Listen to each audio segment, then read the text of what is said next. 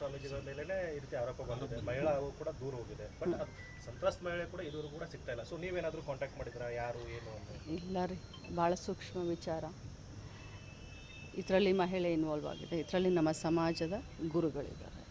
So ಯಾವ ಕಾರಣಕ್ಕೆ ಇದೆಲ್ಲ ಹೊರಗೆ ಬರ್ತಿದೆ, ಯಾವ ಕಾರಣಕ್ಕೆ ಏನಾಗಿದೆ, ಸತ್ಯಾಂಶ ತಿಳ್ಕೊಂಡು ಮಾತಾಡಬೇಕು. ನಾವು ಜವಾಬ್ದಾರಿ ಸ್ಥಾನದಲ್ಲಿದ್ದಾಗ ಭಾಳ ಅತ್ಯಂತ ಸೂಕ್ಷ್ಮ ವಿಚಾರಗಳಿದ್ದಾವೆ. ಆದರೆ ನಮಗೆ ನಮ್ಮ ಸ್ವಾಮೀಜಿಗಳ ಬಗ್ಗೆ ಗೌರವ ಇದೆ.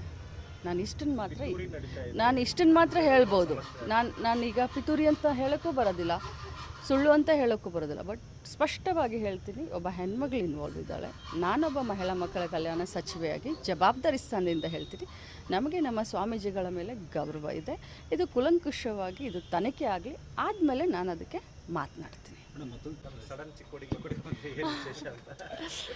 ನನಗೂ ಕೂಡ ಲೈಕ್ ಪಾಸ್ಪೋರ್ಟ್ ರಿನ್ಯೂವೇಷನ್ ಇತ್ತು. ಸೊ ನಾನು ಹುಬ್ಳಿಗೆ ಆಗುತ್ತೆ ಅಂತ ಮಾಡ್ಕೊಂಡಿದ್ದೆ. ಆದರೆ ಏನೋ ನಿನ್ನೆ ರಾತ್ರಿ ಮಗ ಮಾತಾಡಿ ಚಿಕ್ಕೋಡಿಗೆ ಮಾಡೋಣ.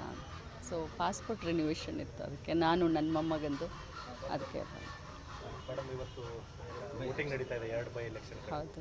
ಸೊ ಹೇಗಿದೆ? ಅಲ್ಲೆಲ್ಲ ಹೋಗಿದ್ರಿ, ಚುನಾವಣೆ ಪ್ರಚಾರ ಮಾಡಿದ್ರಿ? ಹೌದು. ನಾನು 8 ದಿನ ನಾನು ದಾವಣಗೆರೆಯಲ್ಲಿ ಇದ್ದೆ. ಗ್ರೌಂಡ್ ರಿಪೋರ್ಟ್ ತುಂಬ ಚೆನ್ನಾಗಿದೆ. ನಮ್ಮ ಗ್ಯಾರಂಟಿಗಳು ಮನೆ ಮನೆಗೆ ತಲುಪಿದ್ದಾವೆ. ಗ್ಯಾರಂಟಿ ಒಂದು ಕಡೆ ಇರಲಿ, ಶಾಮನೂರು ಶಿವಶಂಕರಪ್ಪ ಅವರು ಮಾಡಿದಂಥ ಅಭಿವೃದ್ಧಿ ಕೆಲಸ ಜನ ಇವತ್ತೂ ಕೂಡ ಭಾಳಷ್ಟು ಮಾತನಾಡ್ತಾರೆ.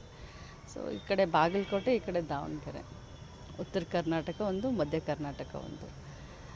ರಾಜ್ಯದ ಜನತೆಗೆ, ರಾಜ್ಯದ ರಾಜಕಾರಣಕ್ಕೆ ಒಂದು ದಿಕ್ಸೂಚಿ ಆಗುತ್ತೆ ಅಂತ ಹೇಳಲಿಕ್ಕೆ ಬಯಸ್ತೇನೆ. ಈ 2 ಸೀಟನ್ನು ಬಹಳಷ್ಟು ಅಂತರದಿಂದ ನಮ್ಮ ಪಕ್ಷ ಗೆಲ್ಲುತ್ತೆ. ಚುನಾವಣೆ ಸಂದರ್ಭದಲ್ಲಿ ಗ್ಯಾರಂಟಿ ಹಣ ಬಿಡುಗಡೆ ಆಗುತ್ತೆ, ಅದು ಕೂಡ 2 ಕ್ಷೇತ್ರಗಳಿಗೆ ಮಾತ್ರ ಬಿಡುಗಡೆ ಆಗಿದೆ ಅನ್ನೋದು ಬಿಜೆಪಿ ಅವರು. ಅದರ ಜೊತೆಗೆ ಚುನಾವಣಾ ಆಯೋಗರು ನೋಟಿಸ್ ಕೂಡ ಕೊಟ್ಟಿದ್ದಾರೆ. ನೋಡಿ, ಮೊದಲನೇದಾಗಿ ನಾನು ಸ್ಪಷ್ಟವಾಗಿ ಹೇಳಲಿಕ್ಕೆ ಬಯಸ್ತೇನೆ, 2 ಕಾನ್ಸ್ಟಿಟ್ಯುವೆನ್ಸಿ ಅನ್ನೋದು ಶುದ್ಧ ಸುಳ್ಳು. ಯಾಕಂದರೆ BJPಯವರ ಮನೆ ದೇವರೇ ಸುಳ್ಳು, ಅದಕ್ಕೆ ಆ ರೀತಿ ಹೇಳಿದ್ದಾರೆ. ಒಂದು.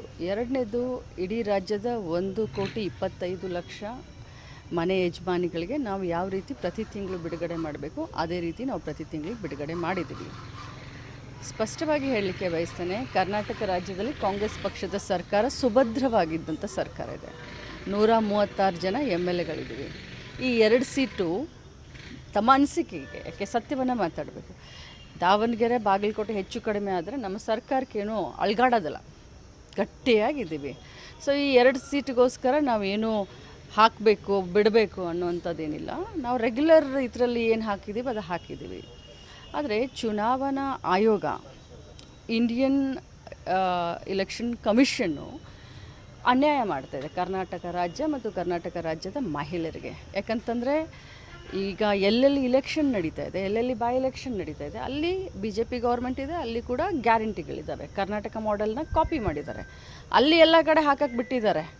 7ನೇ ತಾರೀಕು ಹಾಕಿದ್ದಾರೆ, 8ನೇ ತಾರೀಕು ನಿನ್ನೆ ಹಾಕಿದ್ದಾರೆ, ಮೊನ್ನೆಯಿಂದ ಹಾಕಿದ್ದಾರೆ, 3 ತಿಂಗಳದ್ದು ಮುಂಗಡವಾಗಿ ಹಾಕಿದ್ದಾರೆ. ಅದು ಅವ್ರಿಗೆ ಸಮಾಧಾನ. ಕರ್ನಾಟಕ ರಾಜ್ಯದ ಮಹಿಳೆಯರಿಗೆ ಎವ್ರಿ ಮಂತ್ ಬರೋಂಗೆ ಹಾಕಿದ್ರೆ ಅದು ಅವ್ರಿಗೆ ಸಮಾಧಾನ ಇಲ್ಲ. ಸೊ ಇದು ಒಂಥರ ಕಾಂಟ್ರಡಿಕ್ಟರಿ ಸ್ಟೇಟ್ಮೆಂಟು. ಇಲೆಕ್ಷನ್ ಕಮಿಷನ್ ಕೂಡ ಇವತ್ತು ಪ್ರಜಾಪ್ರಭುತ್ವವಾಗಿ ಪಾರದರ್ಶಕವಾಗಿ ಕೆಲಸ ಮಾಡ್ತಾಯಿಲ್ಲ. ಕರ್ನಾಟಕ ರಾಜ್ಯಕ್ಕೆ ಸಂಬಂಧಪಟ್ಟಾಗೆ ಗೃಹಲಕ್ಷ್ಮಿ ಎವ್ರಿ ಮಂತ್ ಹೇಗೆ ಹೋಗುತ್ತೋ ಆ ರೀತಿ ನಾವು ಹಾಕಿದ್ದೀವಿ. ಸ್ಪೆಸಿಫಿಕ್ ಆಗಿ 2 ಕಾನ್ಸ್ಟಿಟ್ಯುವೆನ್ಸಿಗೆ ಹಾಕಿಲ್ಲ. ಮೇಡಮ್, ಮತ್ತೊಂದು ಏನಂತಂದರೆ, ಒಂದು ಪ್ರಮುಖ ಲಿಂಗಾಯತ ಮಠದ ಸ್ವಾಮೀಜಿಗಳು ಸ್ವಾಮೀಜಿಗಳ ಮೇಲೆನೇ ಈ ರೀತಿ ಆರೋಪ ಬಂದಿದೆ. ಮಹಿಳಾ ಕೂಡ ದೂರ ಹೋಗಿದೆ, ಬಟ್ ಸಂತ್ರಸ್ತ ಮಹಿಳೆ ಕೂಡ ಇದುವರೆಗೂ ಕೂಡ ಸಿಗ್ತಾ ಇಲ್ಲ. ಸೊ ನೀವೇನಾದರೂ ಕಾಂಟ್ಯಾಕ್ಟ್ ಮಾಡಿದ್ರಾ, ಯಾರು ಏನು ಅಂತ? ಇಲ್ಲ ರೀ, ಭಾಳ ಸೂಕ್ಷ್ಮ ವಿಚಾರ. ಇದರಲ್ಲಿ ಮಹಿಳೆ ಇನ್ವಾಲ್ವ್ ಆಗಿದೆ, ಇದರಲ್ಲಿ ನಮ್ಮ ಸಮಾಜದ ಗುರುಗಳಿದ್ದಾರೆ. ಸೊ ಯಾವ ಕಾರಣಕ್ಕೆ ಇದೆಲ್ಲ ಹೊರಗೆ ಬರ್ತಿದೆ, ಯಾವ ಕಾರಣಕ್ಕೆ ಏನಾಗಿದೆ, ಸತ್ಯಾಂಶ ತಿಳ್ಕೊಂಡು ಮಾತಾಡಬೇಕು. ನಾವು ಜವಾಬ್ದಾರಿ ಸ್ಥಾನದಲ್ಲಿದ್ದಾಗ ಭಾಳ ಅತ್ಯಂತ ಸೂಕ್ಷ್ಮ ವಿಚಾರಗಳಿದ್ದಾವೆ. ಆದರೆ ನಮಗೆ ನಮ್ಮ ಸ್ವಾಮೀಜಿಗಳ ಬಗ್ಗೆ ಗೌರವ ಇದೆ. ನಾನು ಇಷ್ಟನ್ನು ಮಾತ್ರ ಹೇಳ್ಬೋದು. ನಾನೀಗ ಪಿತೂರಿ ಅಂತ ಹೇಳೋಕ್ಕೂ ಬರೋದಿಲ್ಲ, ಸುಳ್ಳು ಅಂತ ಹೇಳೋಕ್ಕೂ ಬರೋದಿಲ್ಲ. ಬಟ್ ಸ್ಪಷ್ಟವಾಗಿ ಹೇಳ್ತೀನಿ, ಒಬ್ಬ ಹೆಣ್ಮಗಳು ಇನ್ವಾಲ್ವ್ ಇದ್ದಾಳೆ. ನಾನೊಬ್ಬ ಮಹಿಳಾ ಮಕ್ಕಳ ಕಲ್ಯಾಣ ಸಚಿವೆಯಾಗಿ ಜವಾಬ್ದಾರಿ ಸ್ಥಾನದಿಂದ ಹೇಳ್ತೀನಿ, ನಮಗೆ ನಮ್ಮ ಸ್ವಾಮೀಜಿಗಳ ಮೇಲೆ ಗೌರವ ಇದೆ.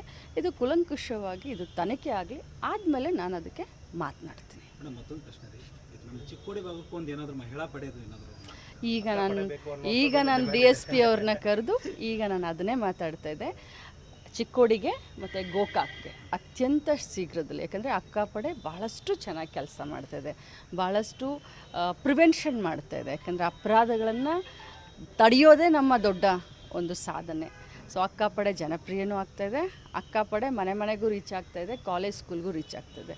ಸೊ ಖಂಡಿತವಾಗ್ಲೂ ಮುಂಬರುವಂಥ ತಿಂಗಳು 2 ತಿಂಗಳ ಒಳಗಡೆ ಚಿಕ್ಕೋಡಿಗೆ ಮತ್ತು ಗೋಕಾಕ್ಗೆ ಪ್ರಾರಂಭ ಆಗುತ್ತೆ.